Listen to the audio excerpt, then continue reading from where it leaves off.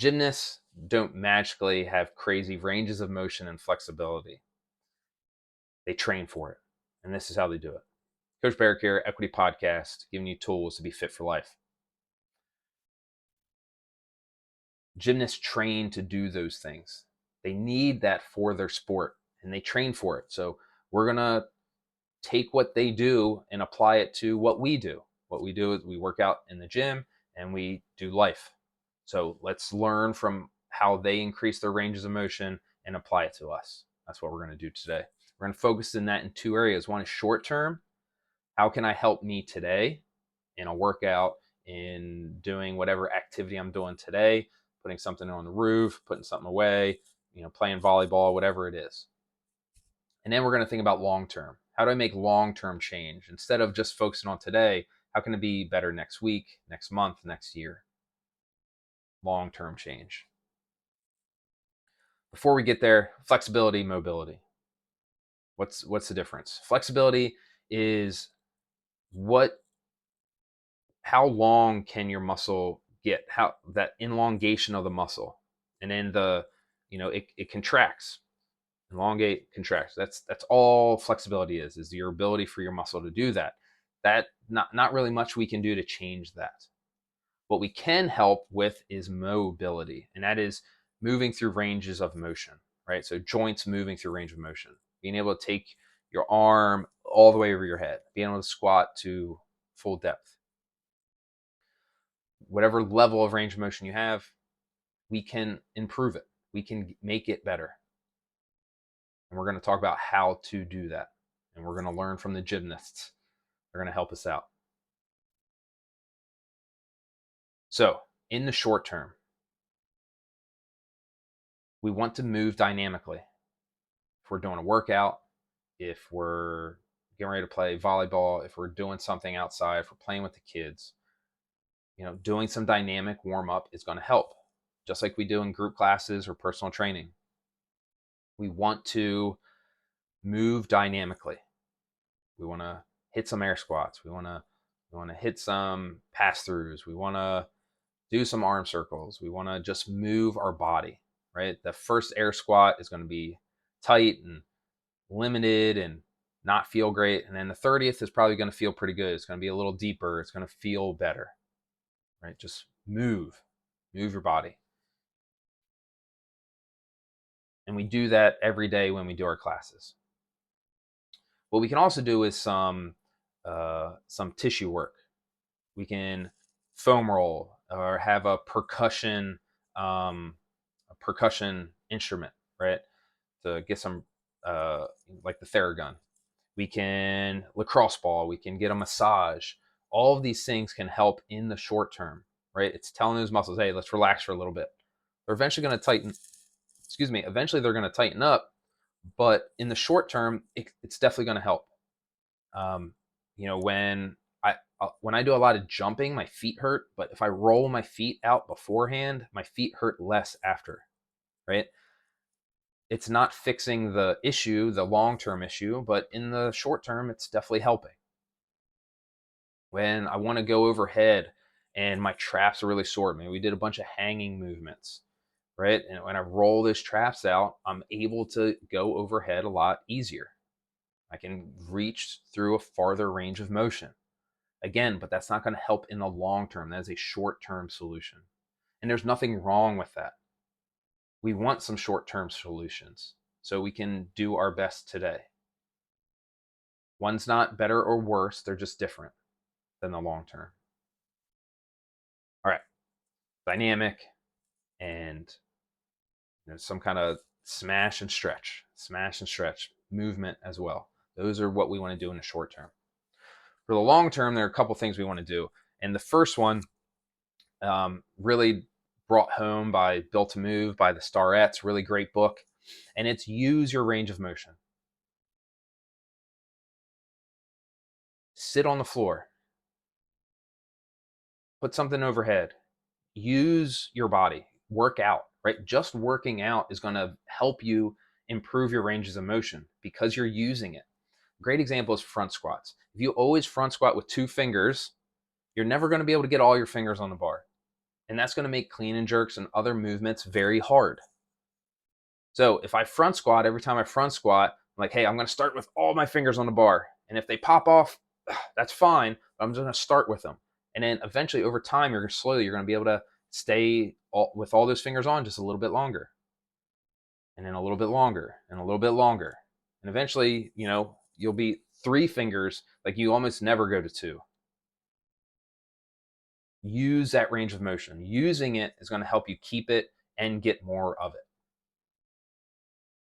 So just working out, doing your everyday life and making sure that you're not going out of your way not to do it. You know what? I could ask my kid to pick up that thing off the ground that I dropped, or I can make myself go get it. Right? I can force myself to go do those things, or spend time on the ground. Right? If you're watching TV, instead of sitting on the couch or sitting in that chair that's super comfortable, you're not moving at all, sit on the floor. Use that range of motion with your hamstrings. Use that range of motion of your hips. Sitting crisscross applesauce, right? Sitting in those positions. And you're like, but I'm all fidgety. Yeah, that's good. Sitting in one position is not a good thing. It means you're getting tight. That's how we reduce range of motion, is by not moving. Move around. Use that range of motion. So the real moneymaker is PNF. So what that is you go to a close to end range of motion and your end range of motion, and you contract that muscle group. You contract, you squeeze, you get tight, and then you relax. And now you're going to have a little bit more. You're going to go a little farther, and you're going to squeeze, and you're going to relax.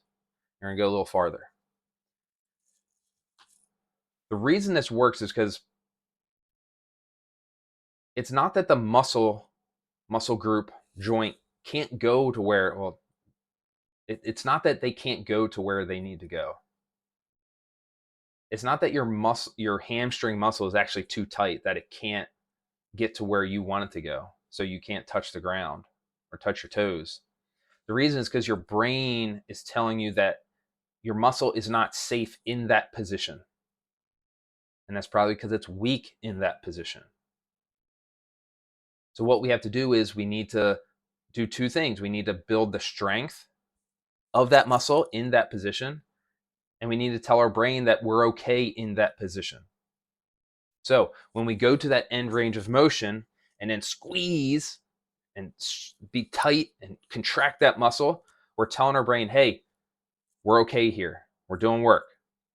And we're also strengthening that muscle in that position. So now your brain's like, oh, okay, I can go a little farther.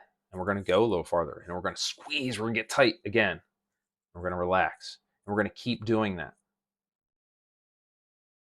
And building that strength in end range of motion is how we start improving our range of motion in our muscle groups and in our joints. That is how we get there. You need to contract those muscles in end range of motion. Now, so how we do this is it needs to be consistent, just like anything else. If you want to work out, if you want to be healthy, you want to be fit, you want to kick ass in your 90s, we need consistency. You want to fight chronic disease, you need consistency. You need to be working out consistently, not sporadically, right? If you want to lose some weight, if you want to be leaner, if you want to increase your lean muscle mass, if you want more energy, you need to work on your nutrition. Not 4 days on and 3 days off, consistently. And getting help with that can help, right? Having a support system around you, having a group to work out with, having a coach to help you with nutrition can help you get there. Having a plan. Same thing with our mobility. We want to have a plan. Identify the issue. Identify what we want to improve. Identify the the stretches or the movements that you were going to do it, and then have a plan on when to do those and how often to do those, and then stick to that plan. If I want to increase my hamstring range of motion, I'm going to sit up against a wall, put my feet out straight, and I'm going to squeeze my hamstrings as hard as I can. I'm going to relax. I'm going to try and lean a little farther and squeeze. And I'm going to keep doing that. It's like, all right, I'm going to do that every other day. I'm going to do that for 3 minutes, right? And that's how you start. Hey, my front rack, I can do this. Another thing that we can do, this can also help, both of these, the PNFs, can also help in short term as well, right? All of these movements can be, these PNF stretches, the contracting can help in the short term. This is why tempo work works. It's the same idea, right? We're holding that muscle, we're lowering it, and your body's like, oh, okay, I can go to that range of motion. When I'm doing back squats, I like to do some tempo work before I really get heavy at that, just a bar, just a light weight, hit some tempo work. And my depth is always better. Doing some voodoo bands, right? This is just adding some resistance to it. This is another way to contract that muscle. You know, hey, I need to work on my front rack and my elbow is kind of weird on that. I'm going to wrap it around my elbow or wrap it around my shoulder. I'm going to work through, squeeze super tight and relax. Squeeze. Do that with the ankles, right? Using that voodoo band is a great way to get some more contraction in that end range of motion. Have a plan. Identify the issue. Get a list of movements that you're using to increase that, and then do it consistently. And you will see results. This is one of the things that we do with individual design. Hey, what are the limitations that we're having? Identify them. We're going to do some accessory work. I'm going to keep you accountable for them as well. And we're going to get better.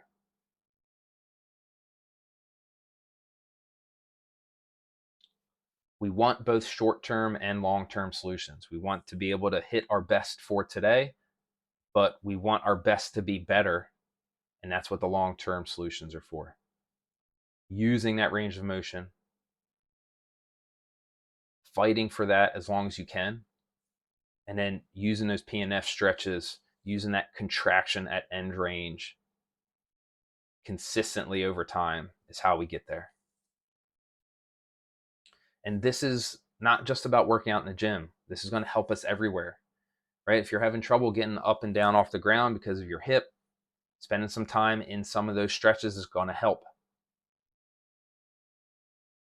If you want to get overhead, if you want to pick up the kid, all of those things help. We want to build strength in those end ranges of motion.